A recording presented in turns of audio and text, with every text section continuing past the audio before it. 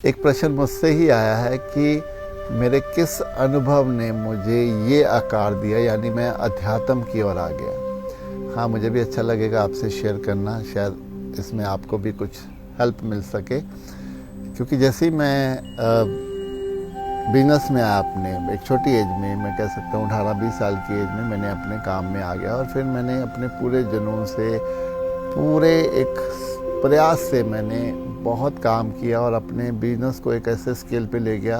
एक सफल व्यक्ति मैं अपने आप को कह सकता हूँ। वो बिजनेस मैं आज भी कर रहा हूँ और उससे कहीं ज़्यादा बढ़ के चल रहा है अभी, और उतना ही समय मैं उधर भी देता हूँ जितना मैं अध्यात्म में देता हूँ। तो मैं ये कह सकता हूँ कि जब वो मैं बिजनेस में था, जब मैं पूरी सफलता को हासिल कर रहा, तो साथ साथ मुझे ये भी रियलाइज़ होना शुरू हुआ कि ये तो एक रेगिस्तान है, इसका तो कोई अंत नहीं है। पैसा कितना इकट्ठा कर लेंगे, कहाँ तक इसको भोगना की भी कोई लिमिट नहीं है, आप कहाँ तक भोग लोगे।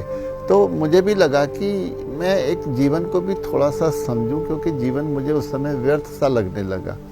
तो मैं थोड़ा सा वहाँ पे अपने आप में रुका कि मैं जीवन में सिर्फ पैसा कमाने आया हूँ, मैं ये करने आया हूँ, क्या ये करने आया हूँ। संसार में जो भी मेरी गतिविधियाँ हो रही थी, तो मुझे क्वेश्चन आने लगा, क्या मैं सिर्फ ये करने आया हूँ। तब हर प्रश्न का जो जवाब है मेरे भीतर से, वो ना में ही मुझे मिला कि नहीं, इसके साथ और भी कुछ है। तो फिर मेरा एक टर्निंग पॉइंट हुआ उस समय, और मैंने अध्यात्म में कदम रखा। और जैसे ही मैं ध्यान की तरफ बढ़ना शुरू हुआ, तो मुझे वो ध्यान बहुत अच्छा लगने लगा।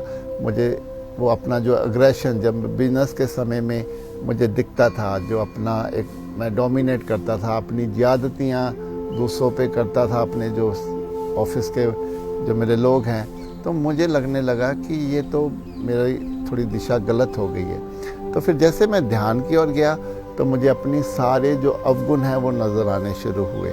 और फिर और एक समय, बहुत बार ऐसा भी समय आया कि मुझे संसार फिर खींचता था, क्योंकि अध्यात्म तो अकेले की जर्नी है, एकांत की जर्नी है। वहाँ मुझे लगने लगा कि ये मैं किस ओर आ गया हूँ। मुझे तो संसार ही ठीक था, उसकी चकाचौंधी ठीक थी, लेकिन फिर मुझे अपने वो सारे अवगुण नज़र आने शुरू हो गए कि क्या मैं फिर अपने अवगुणों की तरफ जाऊँ। तो इसी करके वो अवगुण जो मैंने अपनी जो पास्ट लाइफ में मैंने जो अनुभव अपने लिए, जो कड़वे अनुभव थे मेरे खुद के, उसने मुझे वापस जाने नहीं दिया। और फिर मैं यहाँ जम गया, जैसे मैं कह सकता हूँ। मैं इसमें बढ़ता ही चला गया, मैंने ध्यान को नहीं छोड़ा। तो एक समय पर आकर मुझे बहुत ही अच्छा लगने लगा, और एक शुक्राना भीतर से ईश्वर के लिए निकलने लगा कि उसने मुझे इस राह पे ले आया। मैं बहुत शुक्रगुजार हूँ। और फिर आगे बढ़ते बढ़ते थोड़ा समय ज़रूर लगा, यात्रा बहुत लंबी थी, लेकिन जैसे जैसे मैं अपने में सुधार करता गया, मैंने देखा मैं खुश रहना शुरू हो गया हूँ, मैं मस्त रहना शुरू हो गया हूँ, मैं पॉजिटिव रहना शुरू हो गया। फिर मुझे लगा कि ये खुशी जो है, जो पॉजिटिविटी है, ये दूसरों में भी बांट देनी चाहिए। तो इसलिए फिर मैंने वीडियोस के ज़रिए मैंने अपने अनुभव को बताना शुरू किया।